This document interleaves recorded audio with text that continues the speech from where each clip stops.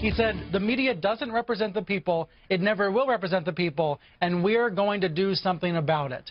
A lot of journalists got to chill up their spine hearing that sentence. This White House does not seem to value an independent press. There is a word for that line of thinking. The word is un-American. Well, CNN anchor Jake Tapper says it's un-American. The mainstream media, more like left-stream media, losing it after President Trump went after them at CPAC. So should the president keep up his attacks on the press? Let's ask someone who was their deputy opinion editor for the Washington Times, Kelly Riddell, joining us right now. Kelly, good to see you.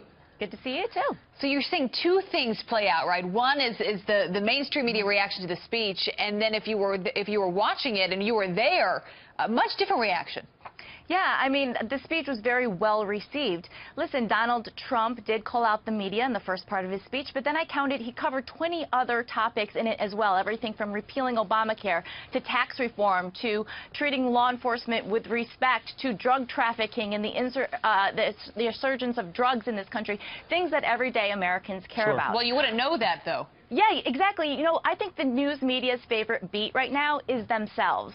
and the American people don't care about stories by the media on the media. They want to hear about stories that affect them, policies that affect their everyday lives. And right now what we're seeing is a growing disconnect between the American people and the news, the elitist news media, because all they want to do is cover themselves and make themselves the victim. You see that disconnect even in the coverage of themselves, because there seems to be willful conflation. They say the media is under attack. And what President Trump has said, no, it's the fake news. It's the lying, it's the false reporting. And the media just won't accept that there can be a distinction there. You can have a free and independent press, but also call out fake news. Well, yes, and Donald Trump said yesterday, I'm going to use my First Amendment rights to defend myself against the press, and they can use their First Amendment rights to print whatever they want to. But when that's fake news and when that's not correct, I'm going to call them out on it. And he also went off against, you know, anonymous sourcing. But Ryan Lizza at The New Yorker took a tweet from what Donald Trump's saying and saying Donald Trump proposes a constitutional ban against anonymous sourcing.